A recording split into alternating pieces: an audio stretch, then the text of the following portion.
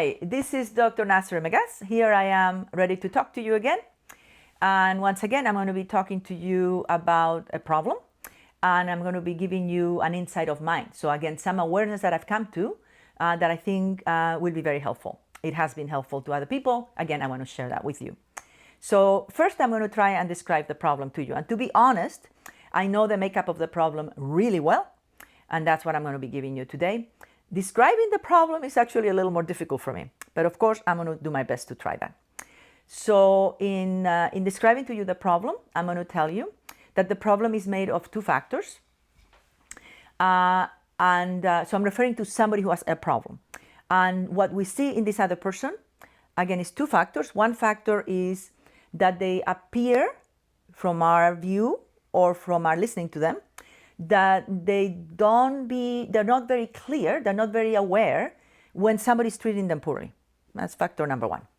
Factor number two is that when that happens, when somebody is treating them poorly, they also seem to be missing another part. And the other part is they're missing the natural human reaction to protect oneself when somebody's treating you poorly. Now, in a skillful world, the way we protect when somebody's treating us poorly is that we get angry and we communicate to the other person to stop. So we could tell them, please don't talk to me this way, you need to stop, something to that effect. And we notice that the people who have the problem I'm about to talk to you about don't seem to know how to do that.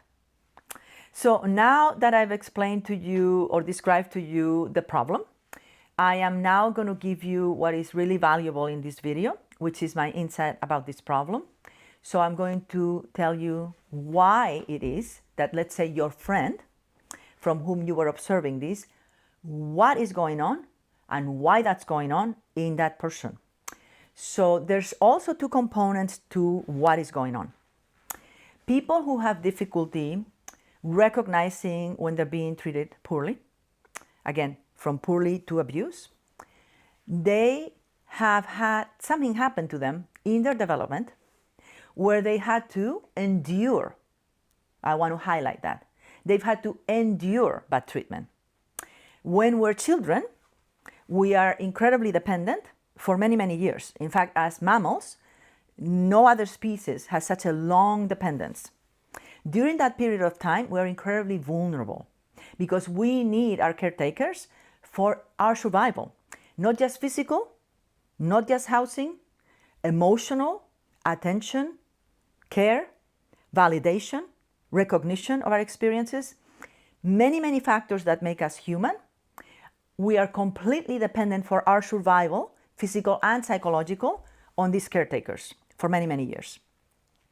People with the problem that I am talking to you about today have one thing that has happened to them, which is that when they were in this very vulnerable dependent experience, their needs and their wants were frequently rejected, frequently dismissed, frequently belittled for.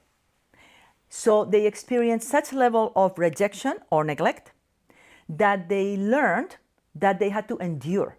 Why? Enduring, if you were to look it up in the dictionary, you would see that enduring and survival are the same thing.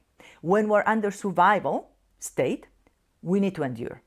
So these human beings that have this problem, we can begin to have, I hope, compassion and empathy for them, because the reason they don't see that they're being treated poorly, is because they have an automatic, through many years of developmental experience, way of managing that is enduring.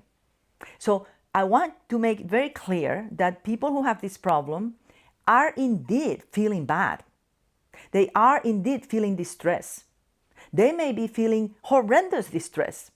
They may be getting very dysregulated physically and emotionally, but they are not saying a word or doing a thing because their programming essentially is to endure. So that's the first piece of the why. The second piece is that these individuals, these people who have had the bad luck of being treated this way, also were treated poorly when they protested bad treatment. So naturally, as children, When we are hurt emotionally or physically, we protest. When we're babies, we cry, we scream, we bite. When we have verbal language, we say it. Don't do that. Stop. You hurt me. You make a comment. When these human beings protested, as we all would, they were treated in such a way that they came to think that it was unsafe and wrong for them to protest. So I'll give you an example. They may be told that they're selfish. They may be hit when they protest. They may be losing contact with their parents or sibling or whomever. They may withdraw from them, leaving them alone. So the sense of that developing child is that it's bad to protest. And their sense is that they're bad. What this translates into is that they don't feel they have the right. The right to protest has been taken away from them. Okay, so now I have explained to you the problem, the two factors of the problem that would make you recognize, okay, this is what we're talking about. And I've also offered you the understanding, the psychological understanding as to why somebody, we were thinking of your friend, would be acting this way, or lack of acting. In many cases, what they're missing is an action.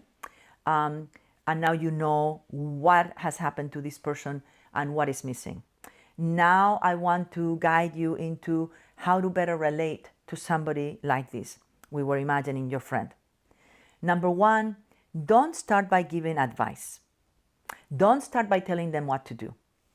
If you tell them what to do, they will hear you, they will listen to you, and they will like it. But when they are in the moment of the problem, they will not be able to implement it because of, number one, they haven't noticed well enough that this is inappropriate, that it's wrong. And number two, they don't feel inside them that they have a right to say no. So unfortunately, if we simply tell them what to do, what happens is that they will feel really bad about themselves, because when it comes to the moment of action, they won't be able to do it. So what do we do instead?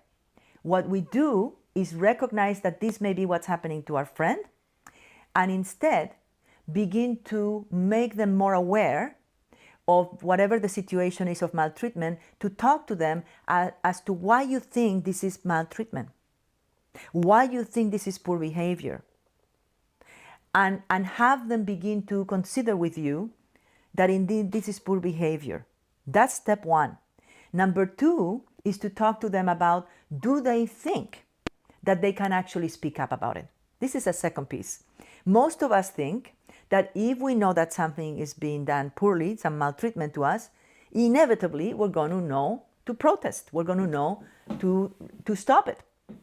But people with this problem don't automatically go from recognizing this is maltreatment to knowing how to stop it.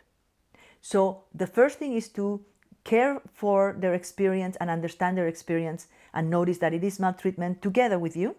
And the second step is to ask them, what might they be able to do? Because this is going to be a slow process. They literally have to learn, little by little, that they have the right to say no. So that's it for today. This is a very complicated matter. To be honest, it happens to many people. Now you have a little bit more ideas to why it happens, what happened to them growing up. And I want to tell you that particular problem, the reason I came into this insight, this huge insight, is because this happened to me. I am that person. So I, as a result, want to share with so many others, because it is frustrating to others when we cannot take care of ourselves and they suffer. And it's incredibly sad for ourselves because we keep not being able to do the correct thing, which is to be clear when people are treating us poorly and to have the right to say no. Thank you very much for watching. I hope this was helpful. I know it's complicated, so I promise you I will be talking about this in many more videos with more details and more examples.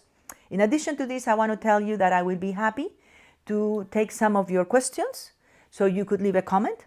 And in the future, I plan to pick up some of your questions and respond to them on video right here.